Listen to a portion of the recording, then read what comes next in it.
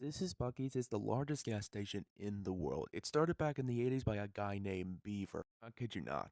He started this gas station House of Houston, but it was just kind of small and dinky, kind of like any other gas station. He teamed up with a business partner and together they opened about 20 of these little gas stations near Houston. Until 2003 that they decided that they wanted to shake things up a little bit. When they opened a store in Luning, Texas, which is next to San Antonio, this gas station was big. Around the time, they also started selling t-shirts and their Buggies merch and their famous beaver nuggets. You can arguably say around this time is when the Bucky's cult following started to cultivate. After 2003, when they started opening many of these big 50,000 foot long stores with hundreds of gas pumps. Eventually, when they opened one in Alabama and in Florida and Georgia, now there's 40 of them around the nation.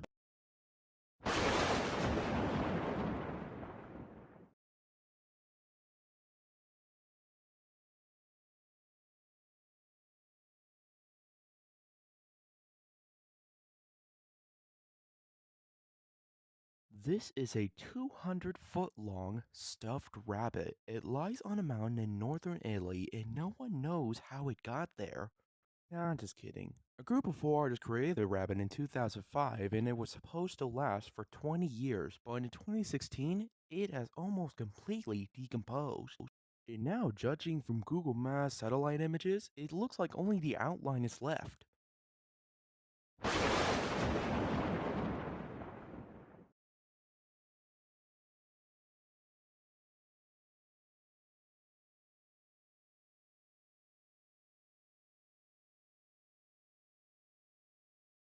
There is a secret about Chuck E. Cheese's the company doesn't want you to know. If you order a pizza from them a few years ago, it probably came out looking something like this. The pieces look so mismatched that people started to believe the company was reusing uneaten slices, piecing them together like a puzzle to form a new pizza.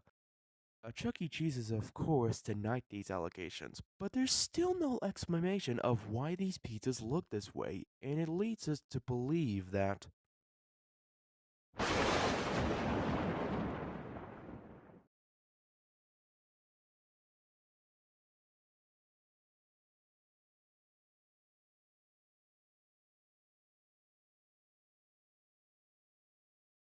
have you ever wondered why cartoon characters are always wearing gloves? It's one of those things that we all just accepted as normal, but it's actually kind of weird. Well, it turns out that the reason for this is more straightforward than you might think. When animation first began, each frame had to be hand drawn, and this took a lot of time. The most tedious part of the character was typically the details in the hand, so to save time, artists started drawing rounded gloves instead of hands.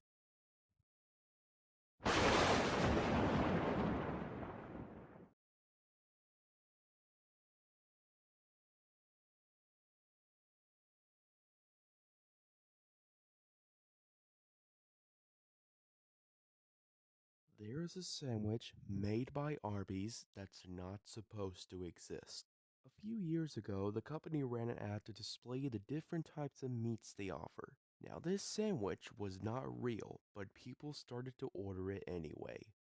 And Arby's delivered. To this day, it's not on the menu, but if you ask for the Meat Mountain and pay them $10, they'll make it for you.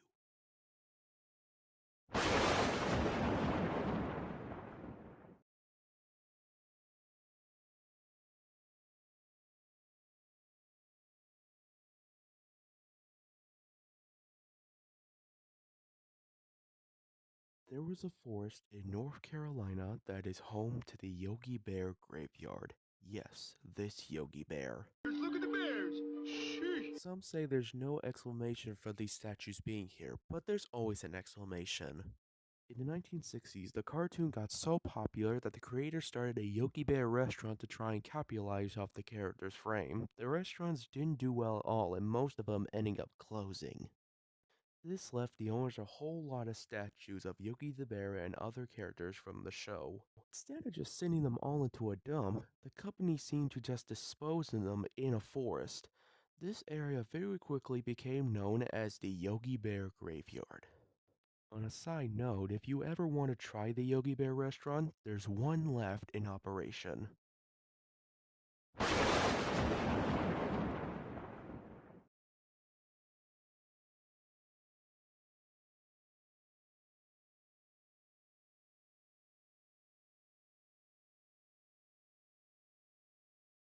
This is a fake Disneyland that is now abandoned and destroyed. The park was called Nara Dreamland, and if you went there before 2006, you would notice an eerie resemblance to Disneyland.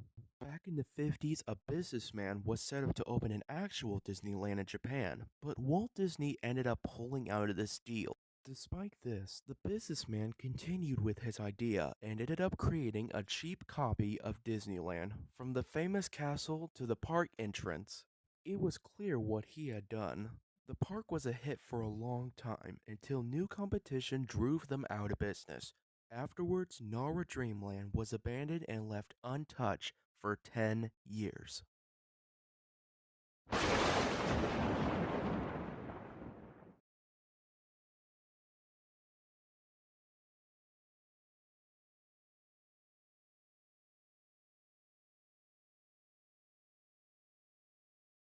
There is a secret side of Disney World the company doesn't want you to see.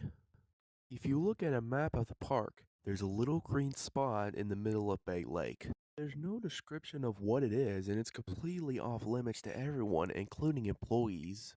Around 20 years ago, this mysterious island was actually another Disney park called Discovery Island. You take a boat from shore, arrive at the island, and basically look at exotic birds. Fast forward to 1999, Animal Kingdom opens, and it's basically a bigger and easier to get to version of Discovery Island. This sparks the very quick decline of the island. Today, it's abandoned and in ruins, completely overrun by nature. It's also heavily guarded. If you're anywhere near Bay Lake, you be assured that you'll be watched. Makes you wonder if there's more to this island than Disney is letting on.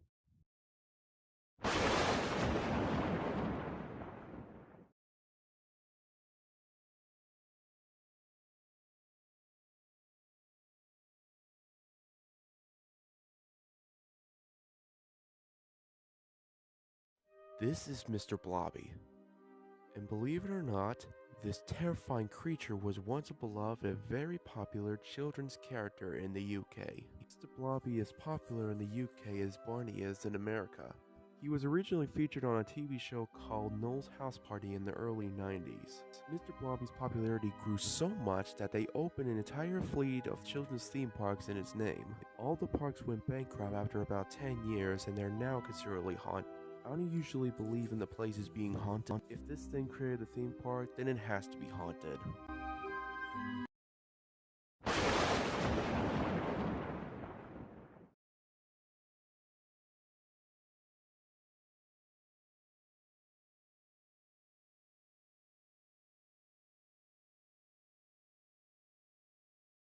There is a secret about Disneyland the company doesn't want you to know.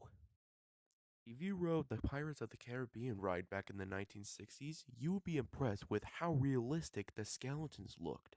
That's because when this ride opened at Disneyland, all the skeletons on the attraction were actual human bones. They tried to install fake skeletons, but Walt Disney thought they looked too fake. So instead, they worked at the medical center at the UCLA to get their hands on the real thing.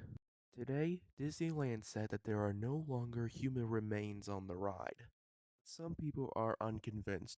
The bedchamber skull seems to have a lot of speculation around it. Insiders confirmed that it was in fact real. And others have said that this skull was in particular was donated by a former employee.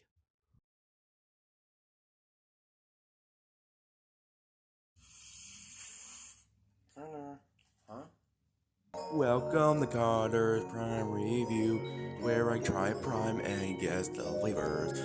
What kind? Red, green, blue, orange, and purple. I'll have some fun with you. So come on and join with me.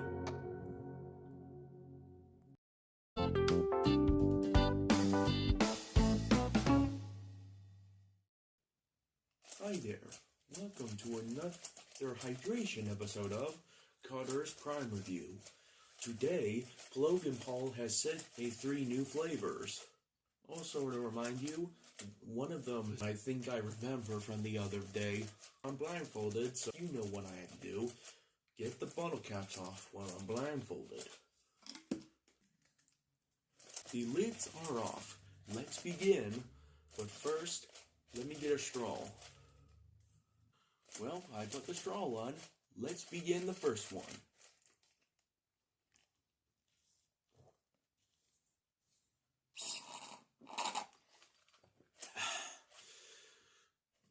What does it taste like? Tropical punch? That's correct. Yeah. Now let's move on to the next one. Okay, let's drink the next one.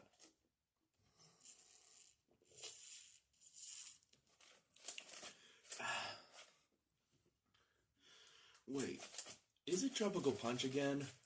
No. Aw. Well, can you describe it? Because I don't know the flavor.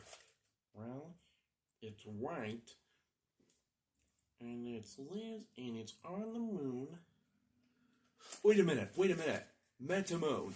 That's correct. Yes. Thank God, I'm a genius. Well, let's move on to the next one. Let me get the straw.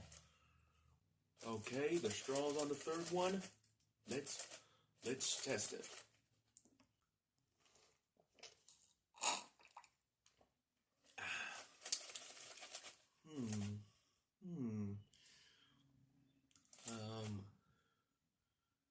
What's wrong, Carter?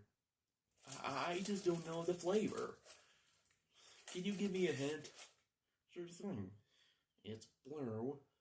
The last word starts with an R. Okay. And it's like the color on the bottle. Oh! Blue raspberry. That's correct. Yes! Yeah.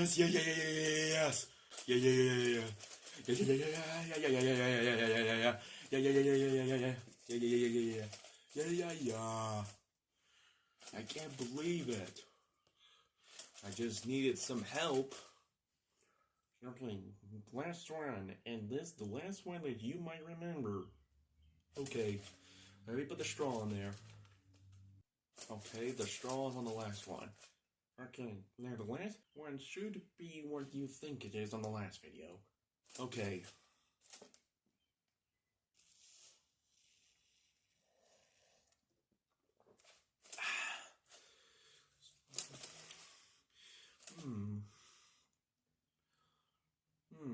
I think it's... Wait, I think I remember in the last video. It's lemon lime. Correct. Yes, I'm always right. Well, guys, thanks for watching my videos and stay tuned for more Prime.